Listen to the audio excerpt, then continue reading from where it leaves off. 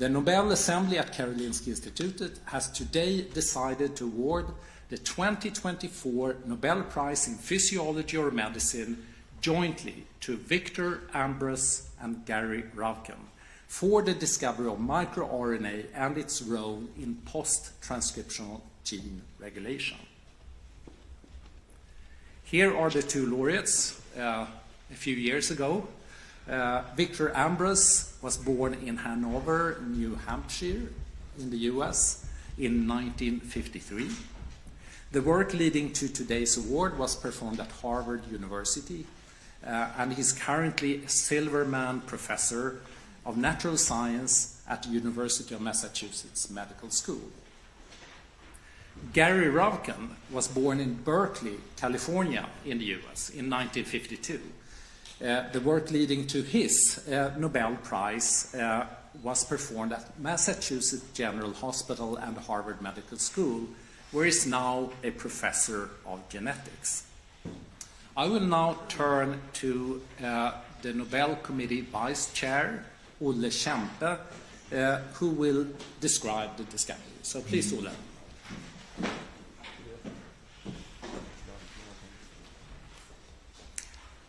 Ladies and gentlemen, this year's Nobel laureates have discovered microRNA, a tiny molecule that has opened a new field in gene regulation.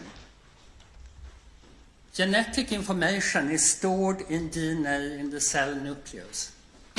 This genetic information is copied into mRNA, and mRNA is then translated to protein.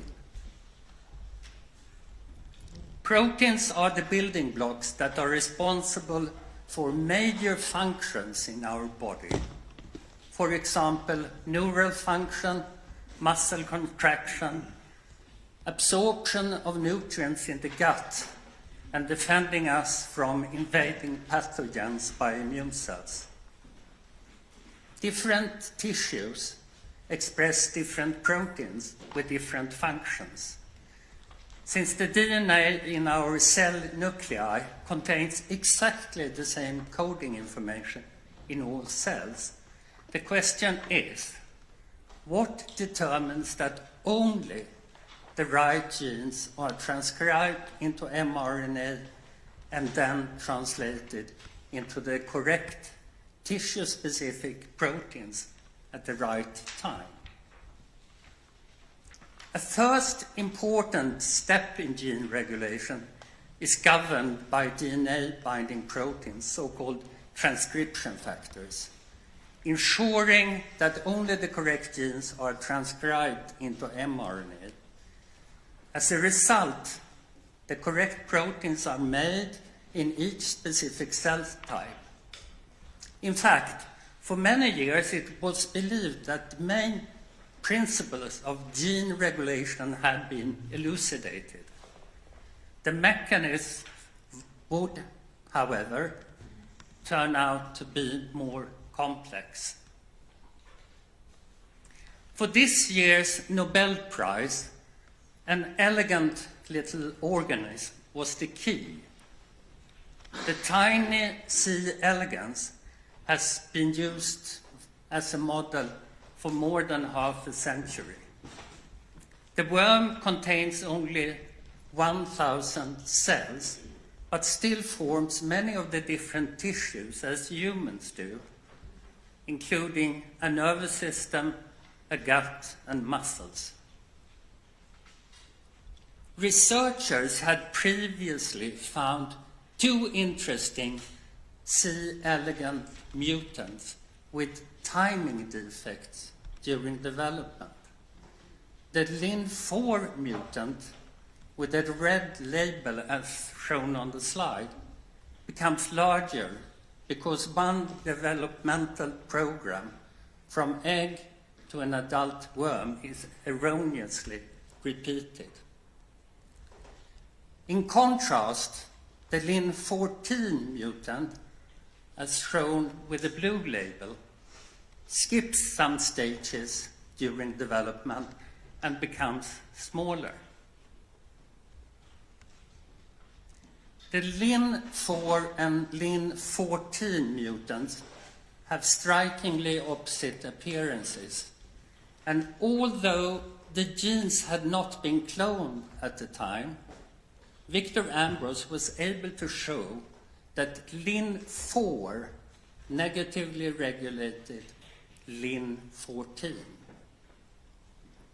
This year's Nobel laureates, Victor Ambros and Gary Ruvkun, were intrigued by these phenomena and decided to attack the problem, identify the genes, and understand how these genes work. Victor Ambros started an effort to clone Lin4. Over several years, he made painstaking efforts to home in on the exact position of the gene. To the amazement of Victor Ambros, when he finally cloned the Lin4 gene, it only produced a tiny RNA that could not be translated into a protein. Concurrently, Gary Ruvkun succeeded in cloning the Lin14 gene, which does translate into a protein, as shown in the box on the left. During early development of the worm C. elegans, the Lin14 protein is made, but the production of Lin14 is suppressed by Lin4 during the later stages of development. Gary Ruvkun was intrigued when he found that the negative control of Lin14 by Lin4 seemed to involve the terminal segment of the Lin14 mRNA that was not translated. As depicted on the box on the right side, he observed that deletions of this region abolished the effect of Lin4, and therefore he postulated that the regulation might occur at the mRNA level. The observations by Ambros and Ruvkun were equally puzzling. How could these two so very different molecules interact with each other? As Victor Ambros and Gary Ruvkun knew each other from their days as postdoctoral fellows, they decided to exchange information about the Lin4 and Lin14 genes. On comparing their findings, it turned out that part of the sequence of the small Lin4 RNA matched complementary sequences of Lin14 mRNA in the terminal region that does not code for a protein.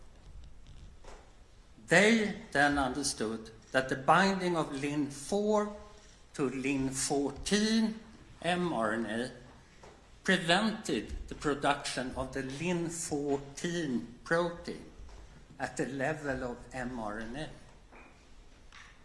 At this point, they had discovered a novel and unexpected mechanism of gene regulation, microRNA. For a long time, however, microRNA was believed to be an oddity peculiar to C. elegans.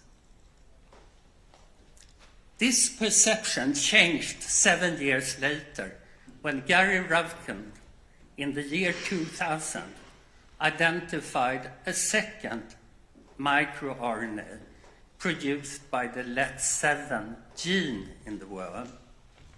Unlike Lin4, LET7 was found to be highly conserved and is present in human and most of the animal kingdom.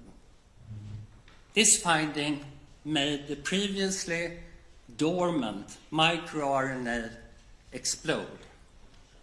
As it turned out, many microRNAs are highly conserved throughout evolution over several 100 million years. In more complex organisms, a larger number of microRNAs have evolved, with humans having more than 1,000 distinct microRNA genes. Today, we understand that the majority of all genes are regulated by microRNAs. Every microRNA regulates several genes, several mRNAs, and each mRNA is often regulated by many distinct microRNAs, creating a robust system for gene regulation. The seminal discovery of microRNA has introduced a new and unexpected mechanism of gene regulation. MicroRNAs are important for our understanding of embryological development, normal cell physiology, and diseases such as cancer. As an example, tumors often perturb microRNA networks in order to grow. Victor Ambros and Gary Ruvkun have jointly been awarded this year's Nobel Prize in Physiology and Medicine for their discovery of microRNA and its role in post-transcriptional regulation. I now hand back to Professor Thomas Perlman, the Secretary General of the Nobel Assembly. Thank you very much, Ulla. So with this, we would be happy to answer questions. You've already been introduced to Professor Kempe, but on my side, I also have the chair of the Nobel Committee, Professor Gunilla Carlsson-Hedestam, and member of the Nobel Committee, Professor Rickard Sandberg. We have a question up there first. Okay, thank you. I'm Anna from do I need a microphone? No, maybe not. Yes, please.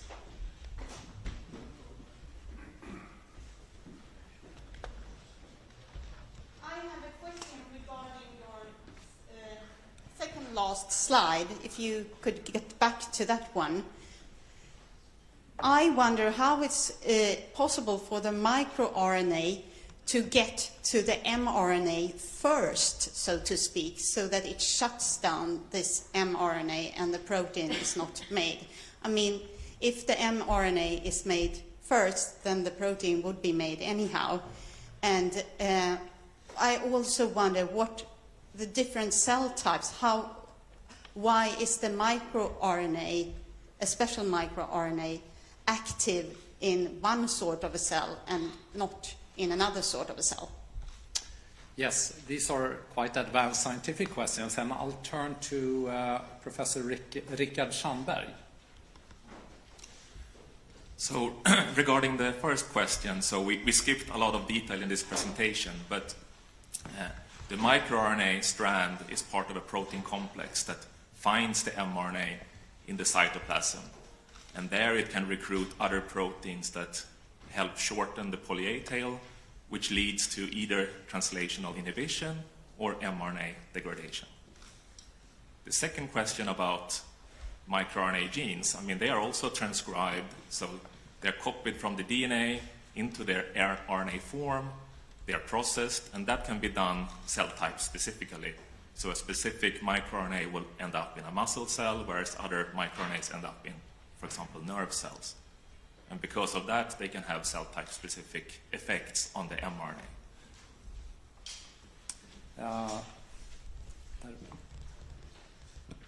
Hey, my name is Steffen Trump from the German news agency DPA. Thomas, it's early morning in the US, so my question would be, have you already reached one of the laureates? And what did they say for being awarded? Nowadays it tends to be a little more difficult. People have mobile phones on silent, but I was able to wake up Gary Ruvkun. So I think he had a landline. I was able to reach him. His wife answered, and it took a long time before he came to the phone and sounded very tired. But he quite rapidly was quite excited and happy when he understood what it was all about.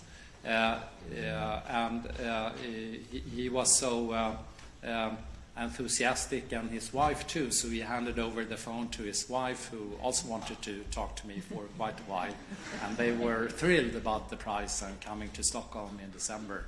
I was not able to reach Victor Ambros yet. I left a message on his mobile phone and hope he gives me a call soon.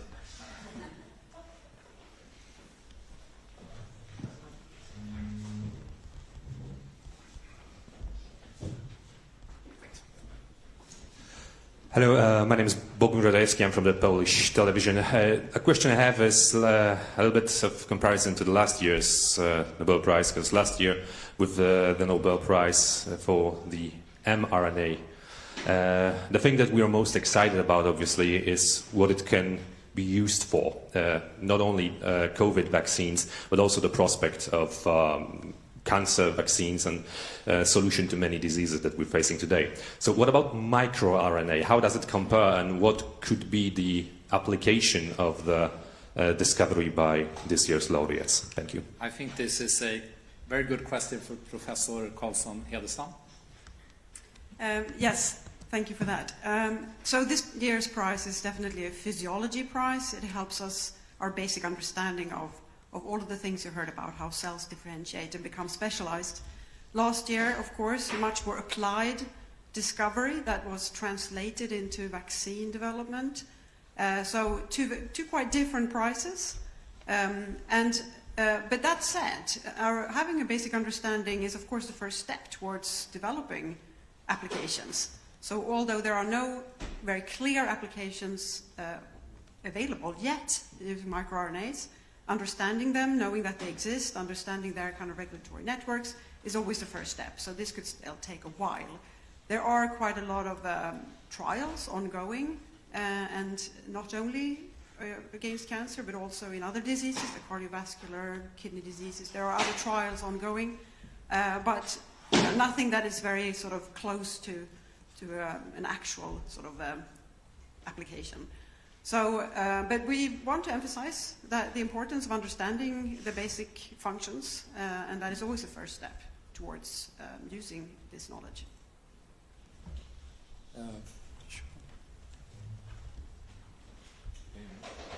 Det kommer den.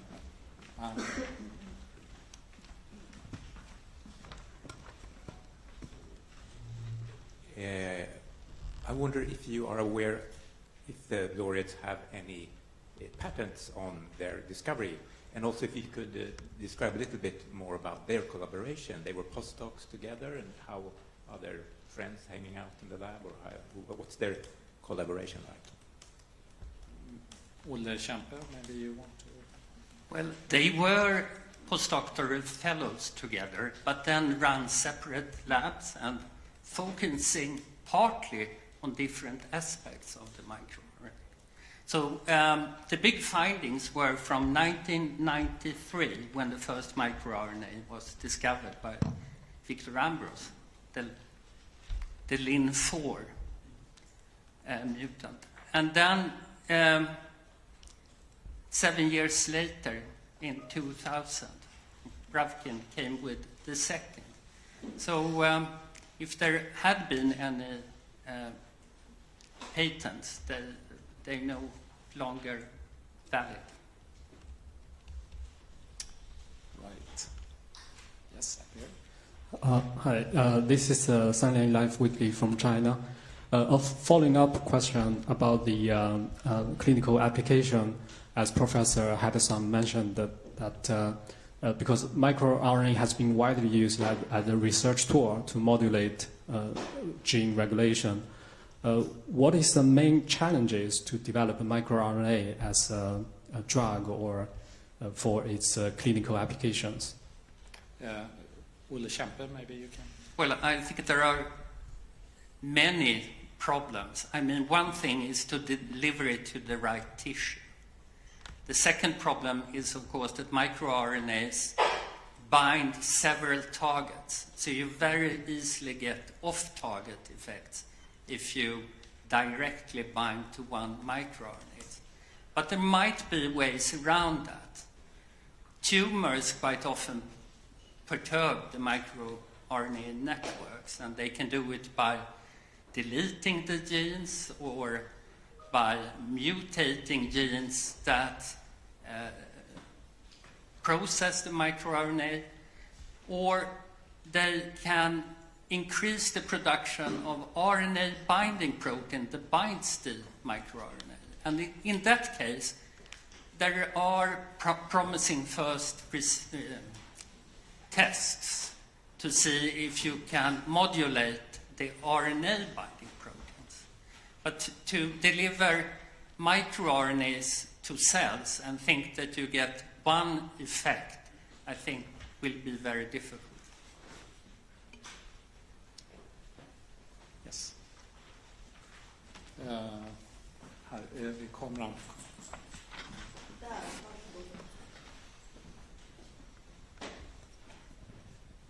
Thank you. Hello, Paul Rees, Al Jazeera English. If you had to explain in just a few words, as some of us may have to do later, what the difference is between mRNA and microRNA, so that perhaps people don't get confused between this and last year's. I'll ask Rickard Sandberg to explain the difference. Yes, so I mean mRNA is the very fundamental intermediate between our DNA and the proteins, and it's sort of the step that carries the information from the nucleus to the protein-producing machinery.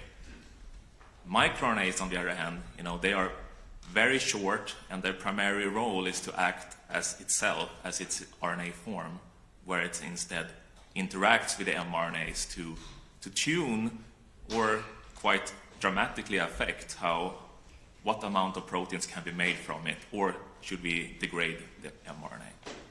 So nothing to do with COVID vaccines this time? Sorry? So nothing to do with COVID vaccines this time? No, not really. Let's see, is there any other question?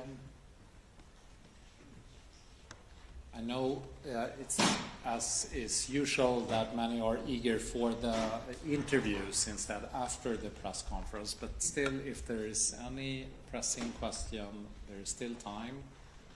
If anyone would be interested in something. If not, then thank you so much for coming here today, and we'll see several of you at interviews. Thank you.